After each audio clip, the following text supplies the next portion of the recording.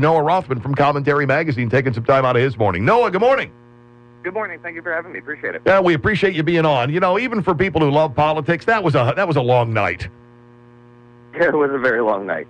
And then you have to, if you're in the business, then you have to write a reaction. You got to get your reaction up as soon as possible. So a lot of people in this business were up probably till 1:32 on the East. All right, so I don't know if we'll talk about each of the 15 candidates individually here, but let's talk winners. In your mind, who ended up perhaps coming out of a debate with more momentum last night? I think Carly and Christie did very, very well. Riley thinks Marco Rubio had an excellent night. What say you, Noah Rothman? Yeah, I agree with all of that. I think those are generally the agreed upon, understood winners, if you can call them winners, of last night's affair. Carly Fiorina was, I believe a lot of people expected her to come in swinging and show a real demonstration of knowledge of the facts, and also to really land a few blows against some of the more established candidates. She did that. She did that in spades. She probably outperformed expectations, and so she's probably going to be the momentum candidate today. Marco Rubio is always good on the debate stage.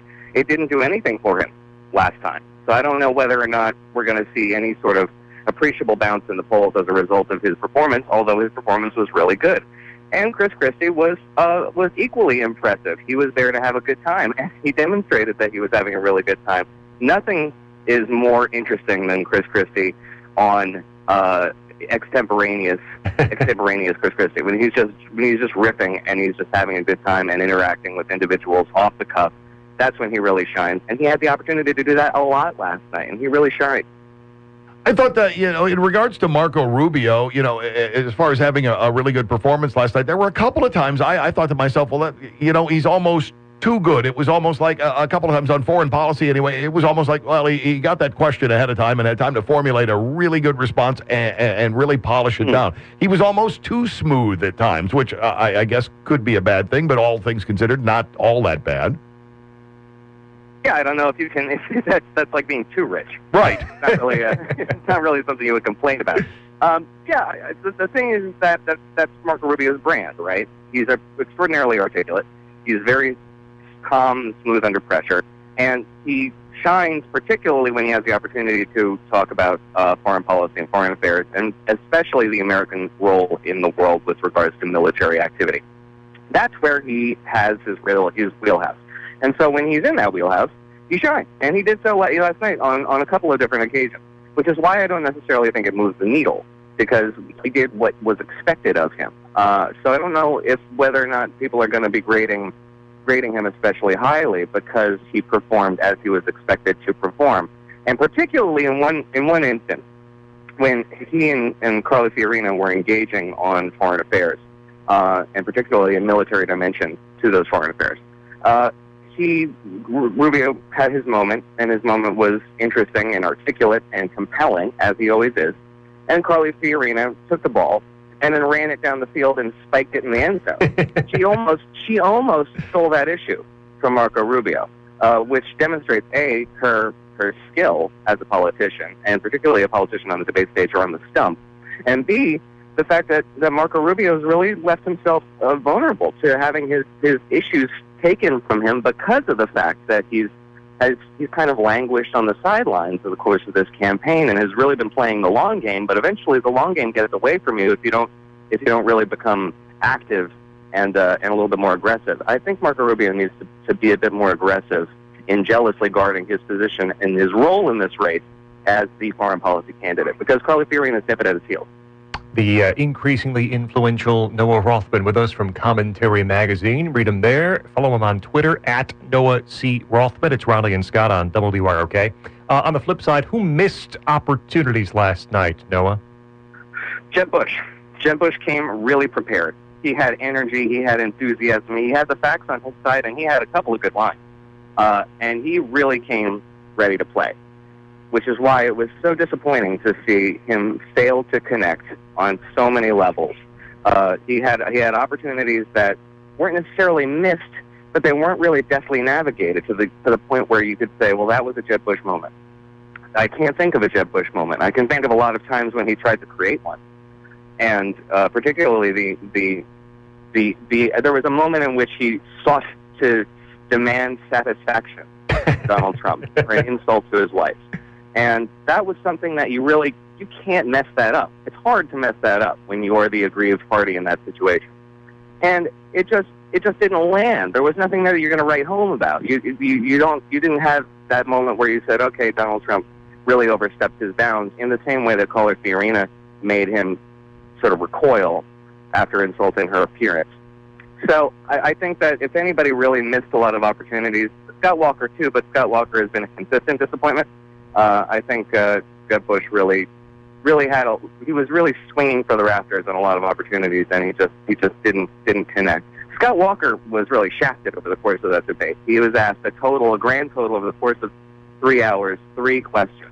Mm-hmm. If he didn't interrupt, he wouldn't have spoken for more than 10 minutes over the course of those 3 hours. So, not much out of him, and he needed to kind of make a showing, make a stand here. I thought Mike Huckabee, for the most part, was absolutely invisible, and I thought Rand Paul was desperately, I saw a video yesterday that reminded me of Rand Paul, and it was some people sitting around a dinner table where a dog kept going airborne, trying to get their attention while they were eating dinner. It seemed very similar with Rand Paul. That's sad. Well, you know what? He seems kind of resigned to his position. I don't understand who's advising Rand Paul. He seems like he's in this to make some sort of an ideological stand, which I think is ill-advised.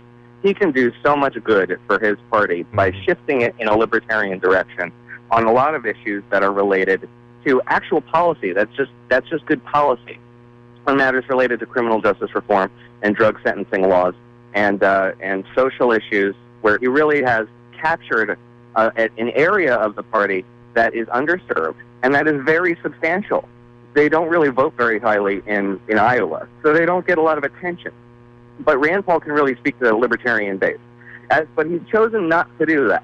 What he's chosen to do is to indulge in some really misguided nostalgia for Saddam Hussein, for some sort of an America that never existed, and for defending the decision not to intervene in Syria, because, like Ted Cruz says, he was afraid that ISIS would get chemical weapons. ISIS has chemical weapons. They're using the mustard gas on the Kurds. You couldn't get any worse. So the situation now is we have Rand Paul saying, Saddam Hussein was a force for stability in the world, and when we went to war with him in 1991, 1993, 1996, 1998, 2003, was just the good old days. And that's where he's going to base his campaign on. It's mind-boggling, he's stupid, and it's ideological.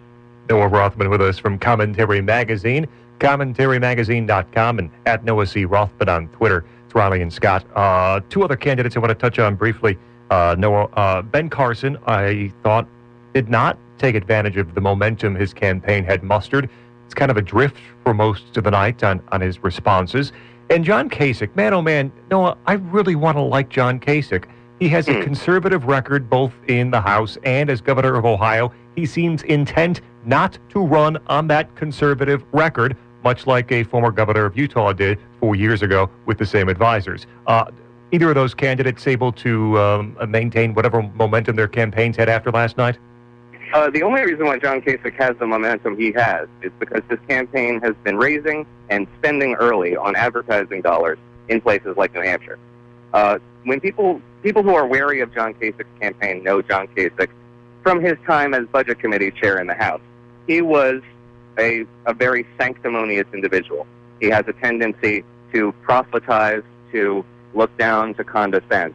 And that's what you saw last night. You saw condescension. It's something that he really can't help himself but do.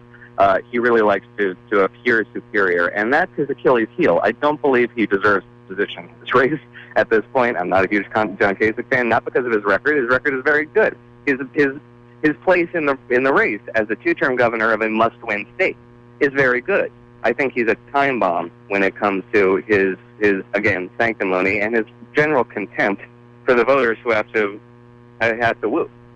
As for Ben Carson, I kind of believe that he didn't really deserve the momentum he got out of the last debate. It was generated almost entirely from a very well-placed, very well-executed joke that he made in the final minutes of that debate. And it was clever, but you don't deserve a polling bounce out of that. He got it, but I think that was more a statement of a desire on the GOP side, among people who can't bring themselves to support Donald Trump, to see somebody, anybody, who's apolitical, who's not connected to Washington, who can fill that role. And Ben Carson really doesn't deserve it. He's always been very light on policy. He's just generally not equipped to run for the presidency, although he's a brilliant man. He's a very bright individual, a kind and good-hearted individual who speaks well for his party. The Republican Party is well served to have him in this race. But he certainly is not equipped to serve as the president of the United States, and I think that's what you saw last night. So after 5 hours of fun and games and all that, what's the narrative going forth, you think, from here? Carly Fiorina is going to surge. I just don't know to what extent. I don't know who she takes from. I don't think she takes from Donald Trump, because Donald Trump supporters are not interested in politics per se. They're interested in telling pollsters something that they think that ruffles feathers in Washington and the Beltway. And then the Acela corridor around that. So I don't know if she chews out of his support, and I don't know who else she takes from, but she takes from somebody, and it's going to be substantial. And it might be from a lot of people. But I suspect that she becomes the second candidate in the race within the next couple of weeks based on polling. So she's the figure to beat now. You want to learn a lot more and, well, be much more well-versed in the issues, you read Noah Rothman every chance you get. Commentary Magazine, follow him on Twitter as well. Noah, thanks for your time this morning. Thank you, guys.